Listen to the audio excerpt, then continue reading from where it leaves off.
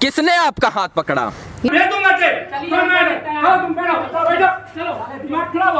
पीछे जाके बोला कि ये दोनों दर हरामी है।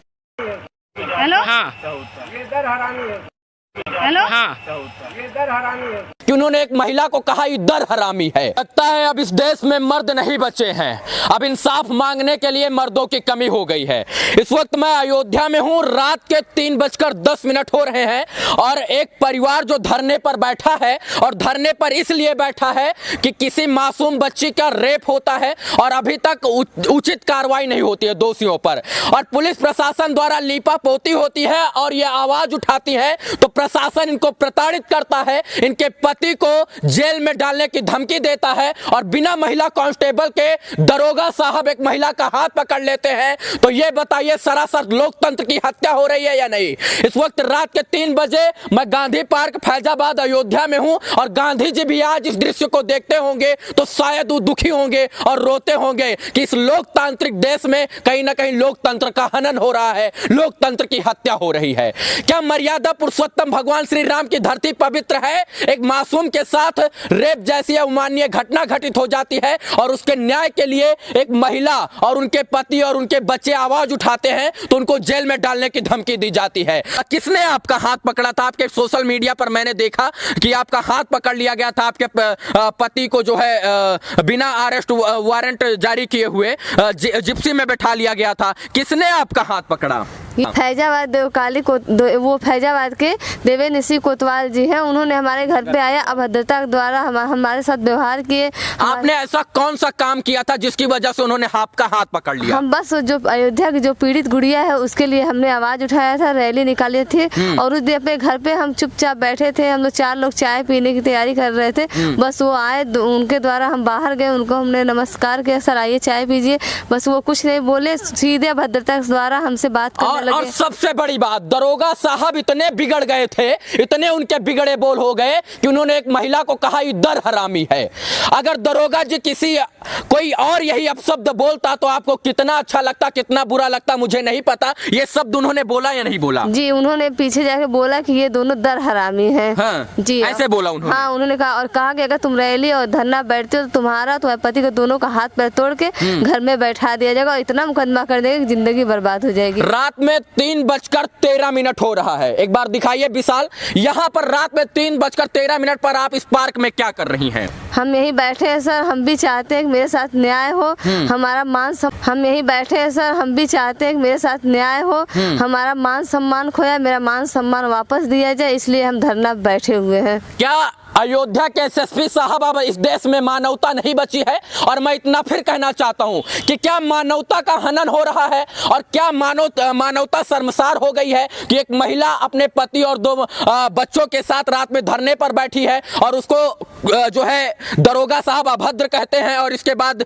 तमाम तरीके की टीका टिप्पणी होती है। अब क्या 50 रुपए का कुर्ता पैजामा पहनने वाले फेसबुकिया नेता धरना और प्रदर्शन नहीं करेंगे? क्या चुनाव खत्म हो गया है? सबसे बड़ा सवाल है। मैंने सुना था कि योगी जी के शासनकाल में किसी महिला को प्रताड़ित नहीं किया जाता है, किसी महिला के साथ बदसलूकी नहीं होती है, रेप जैसी अमानवीय घटना घटित नहीं होती है।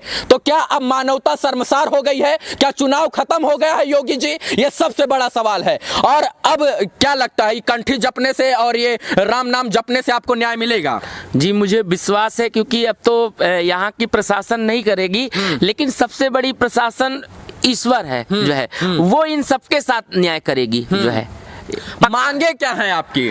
मांग यही है कि देवेंद्र सिंह को अयोध्या से हटाया जाए। अभी तक जिनकी गिरफ्तारी हुई है उससे आप लोग संतुष्ट नहीं है क्या? नहीं, उच्च स्तरीय की जांच कराई जाए। हाँ।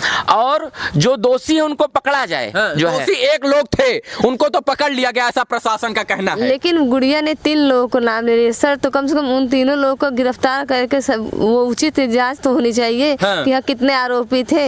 तो वही हम चाहते हैं कि उचित से उच्च कार्रवाई हो और आप आरोपी जो घूम रहा है वो जल्द से जल्द पकड़ा जाए, क्योंकि बच्ची का वीडियो भी देखा जाए।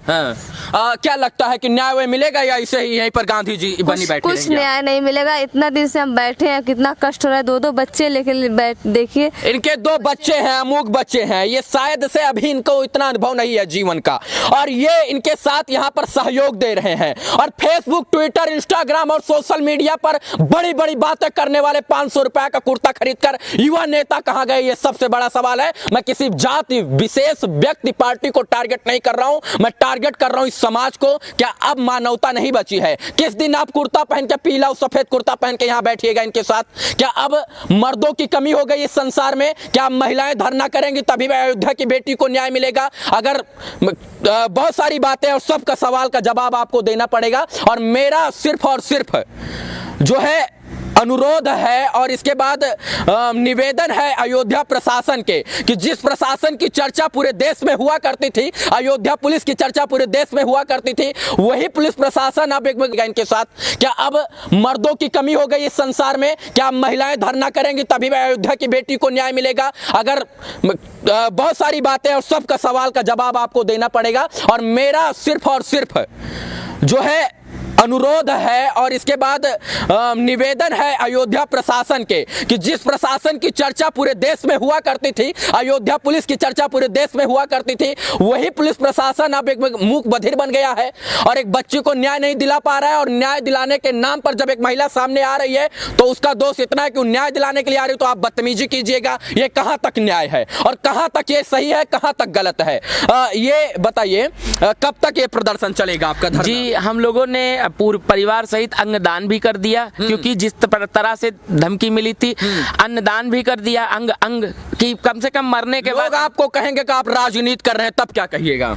अब ये तो संसार है, जिसकी जो मर्जी है वो कह सकता है। और हम लोग ना किसी राजनीतिक दल से हैं ना कुछ है, ये सभी लोग जानते हैं, जो है पूरी अयोध्या जानती है जो है। और हमने पूरी संपत्ति, पहला ऐसा व्यक्ति होगा कि सार्वजनिक मीडिया में दिया होगा कि मेरे पास ये चीज है, आप उस पे कुड़क्की करिए, कार्रवाई करिए, बुलडोजर चलाइए। देखिए, मेरा खून खौला इस बात पर कि एक बिना लेडी कांस्टेबल के एक महिला के घर पर दबिश डाल दिया जाता है, ये कौन सी बड़ी बात है? ये मर्यादा से अमर्यादित करता है। ये बताइए, जब घटना घटित हुई इसके बाद आपने जो है वरिष्ठ पुलिस अधीक्षक से मिलने की कोशिश की, एसएसपी साहब से? एसएसपी साहब को सारी चीजें हमने खुद जाके बताई है। उन्होंने कहा वीडियो मेरे वो भेज दीजिए, हमने सारी वीडियो भेज दी, लिखित भी भेज दिया है।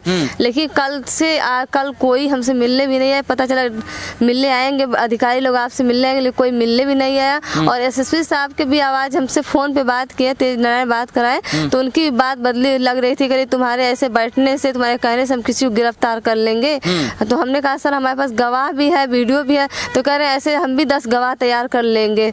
अब गवाह कौन तैयार करता है मुझे नहीं पता, लेकिन इस मामले में न्याय होना चाहिए और न्याय जो है वो उचित होना चाहिए। बाकी इस वीडियो को देखने के लिए तमाम दर्शकों का बहुत बहुत आभार, शुक्रिया, शुभकामना मित्रों, धन्यवाद।